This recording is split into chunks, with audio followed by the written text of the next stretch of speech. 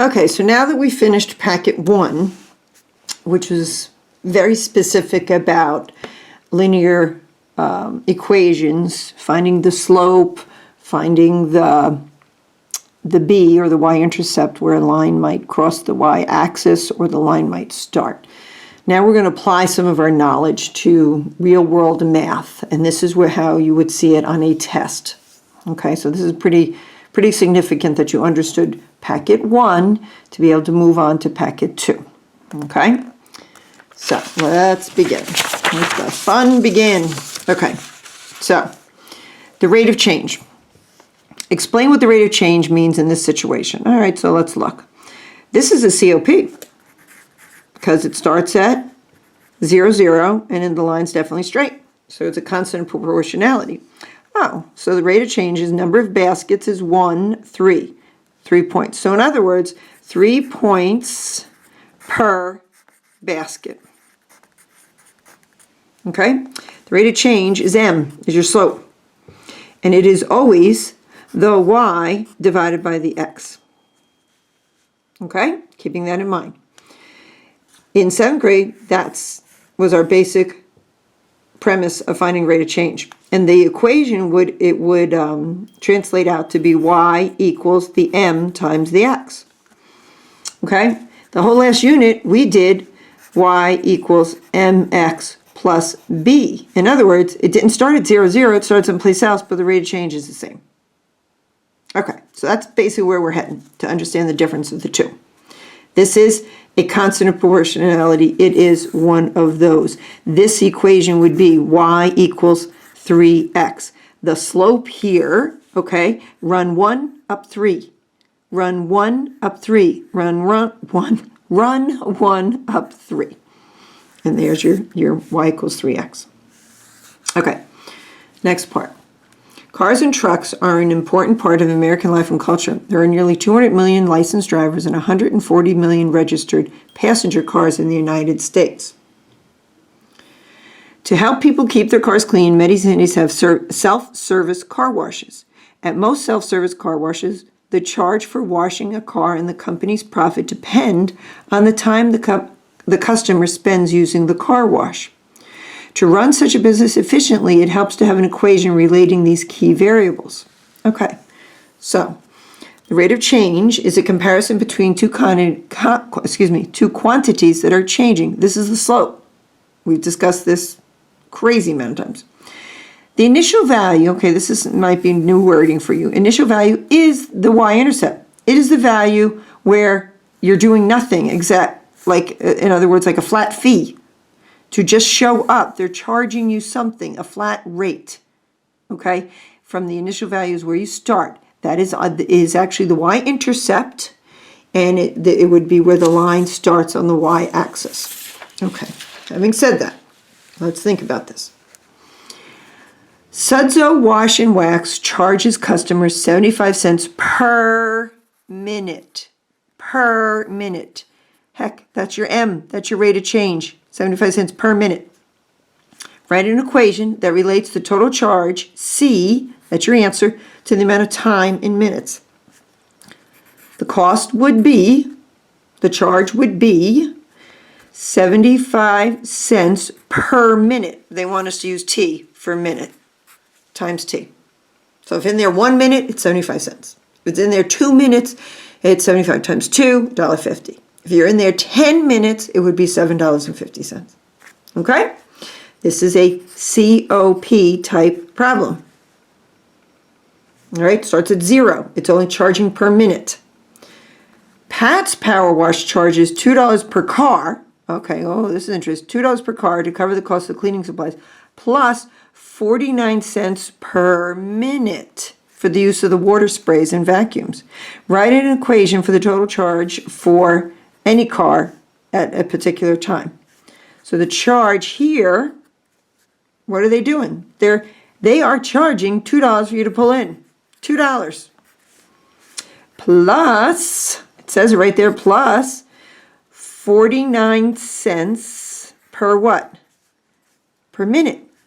Okay? Times T. I would use an M, but they want to use T. So see the difference in the two equations? The initial fee here is $2. This is your B. This is the same equation, okay? The same equation as y equals mx plus b. This would be C equals 49 cents times time, but plus $2. We good? I think this is pretty easy, pretty straightforward.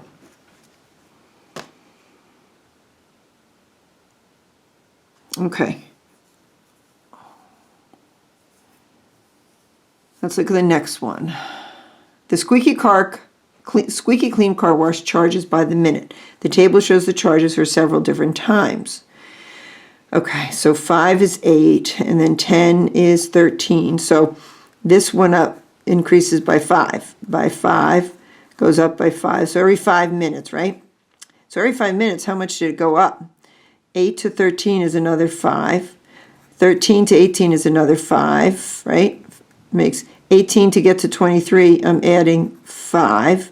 23 to get 28, I'm adding 5. So the rate of change here, change in y, remember change in y over change in x, okay? Y changes by 5 over 5, right? So it actually is the rate of change is 1. So, and this is a linear relationship because it's a consistent rate of change. So we can write, yes, linear, because there is a constant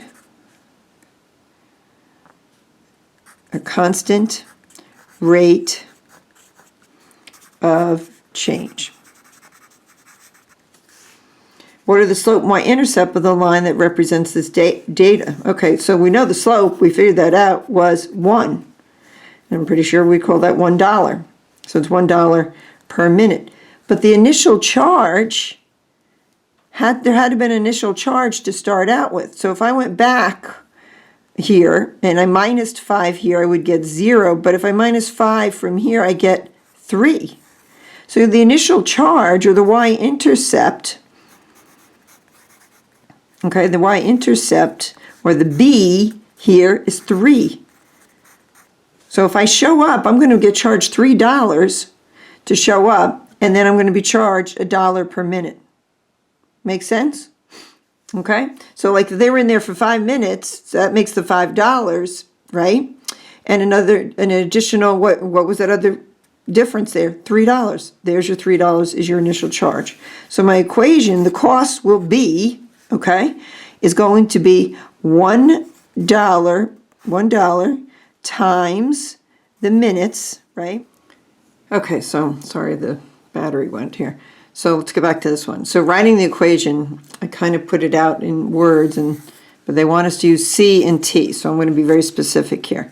So the cost will equal $1 per minute, meaning T plus 3. So T plus 3, basically. Okay? Not so bad, right? All right, so let's turn over and see what this one has to say. Okay. Euclid's Car Wash displays its charges as a graph. That'll be the day a car wash does that, but write an equation for the charge plan at Euclid's. Describe what the variables and the numbers in your equation tell you about the situation. Classic state question. How to interpret this? Okay, so here's your B. B is 4. Now we need to know what was the rate of change. What happens? So we have to be really careful on how we measure our rate of change. The width of one box on the bottom is 6. And the height going up, and it's kind of light, but if you kind of follow, you can see, if you're looking for, want to make that slope, okay, the rate of change, each box, it looks like, went by 2. So raising 2. The rise is 2, 2, but the width is 6. So if you think of it as the rise, and if you have to write it down, the rise over the run, it is rising 2, but running 6. Okay? Does everybody kind of agree there? So now I look at this and go, all right, time. For every 6 minutes, it appears that they're charging, it's increasing by 2. For every 6 minutes, it's increasing by 2.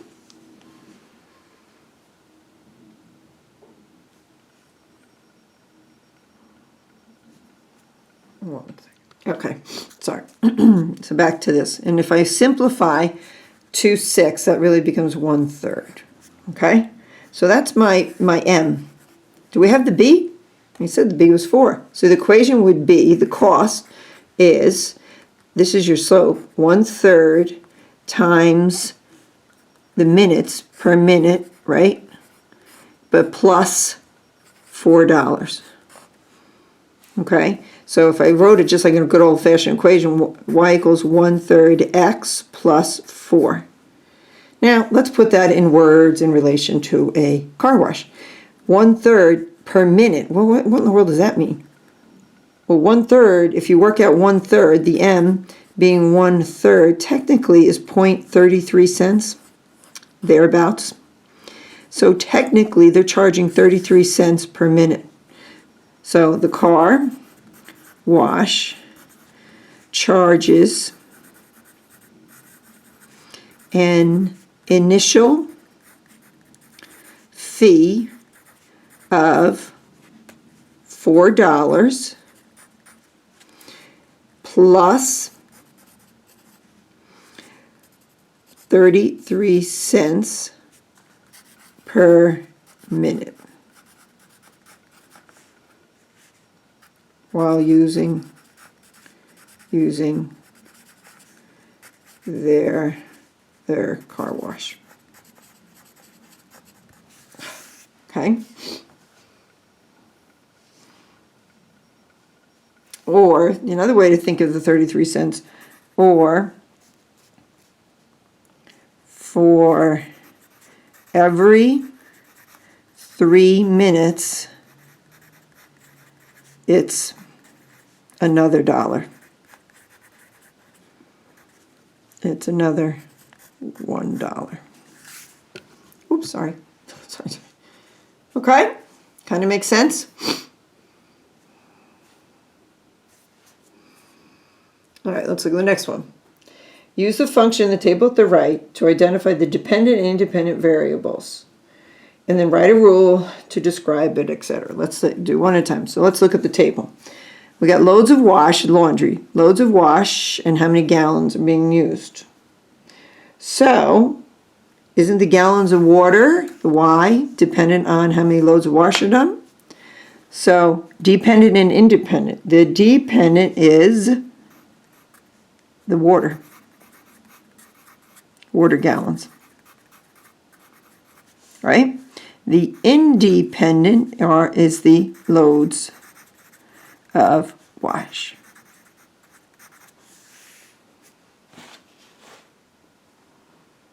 Okay?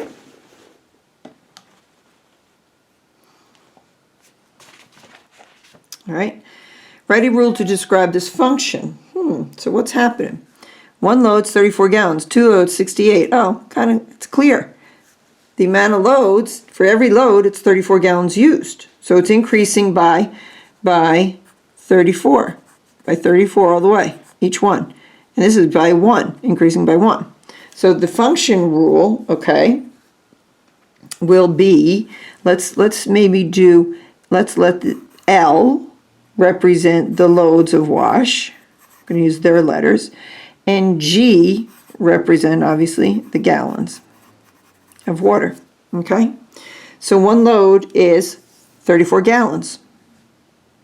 We don't have an initial fee, because if you're only doing a load of wash, you're going to use the water.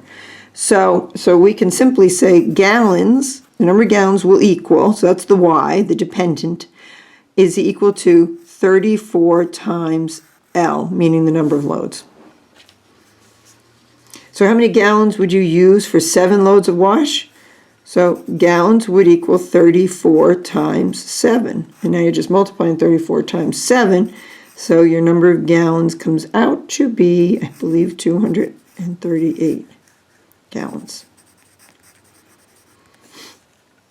So now, next part says, In 1 month, you used 442 gallons of water. How many loads did you do? So that's your G. So I can go 442 equals 34 times the L. So now I'm just dividing by 34. Divide by 34. So I get the loads comes out to be, and anybody quicker than me, I think it's 13. So 13 loads of wash.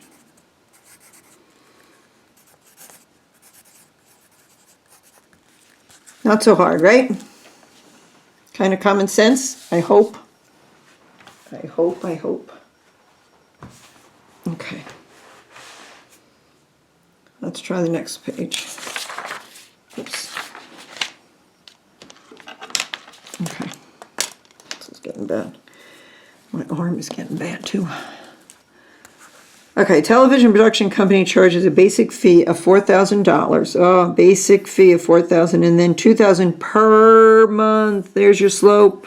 Love that per when filming a commercial. Write an equation, slope-intercept form, relating the basic fee and the per hour charge. Oh, I love it. This is easy. So we kind of have to figure out our variables. What are we going to use? So we're going to do, let's do T will represents the time, right? And C will represent the charge, total charge. Okay. So my charge, total charge, is decided using this formula. Basic fee, what are they doing? Charging you what? $4,000 right away. Plus $2,000 per hour. 2,000 times time.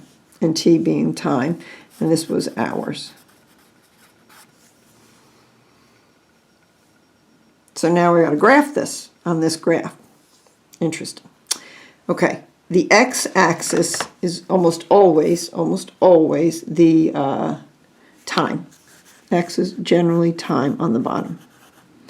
So if we make that time in hours, right?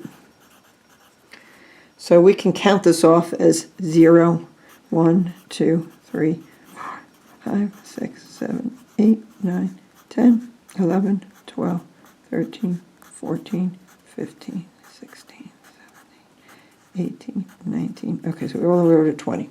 So this is number of hours. So on the other side, the y-axis is going to be the charge, the cost they're charging. Now,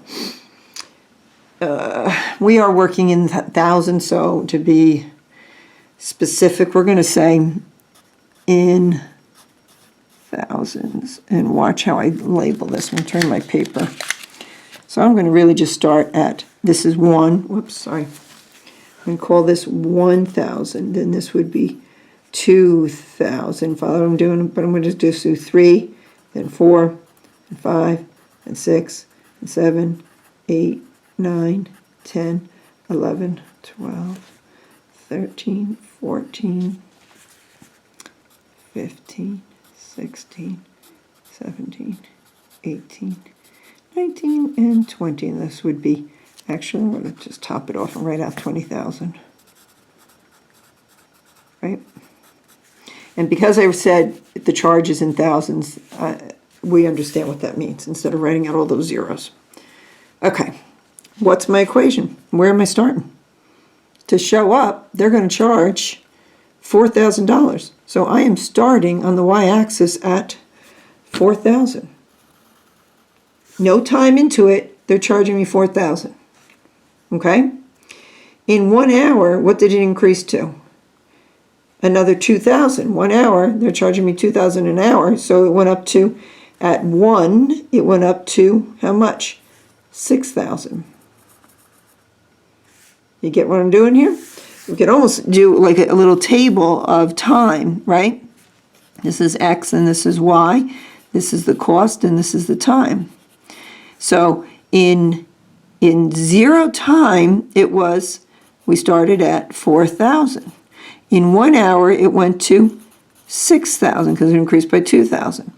In 2 hours, I'm going to add on another 2,000, so I would be at 8,000. So in 2 hours, it would be at 8,000.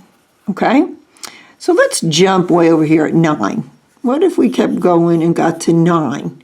So it would be 4,000 plus 2,000 times 9. I think we might be off the chart, so let's see. So this would be, what, 18,000? So it'd be 4,000 plus 18,000, and that puts me at 22,000. So I am off the chart for 9. What if I went back to 6? Let's get to 6. Let's go to 6. So it'd be 4,000 plus 2,000 times 6. Well, 2,000 times 6 is 12,000, right? And I have to add on 4,000. So what do I get? 16,000. So at 6, it's got to be $16,000. So 6, I'm going to go all the way up to 16. But it should be consistent and continue on this rate of change. The rate of change is increasing by 2,000. And I just draw my line.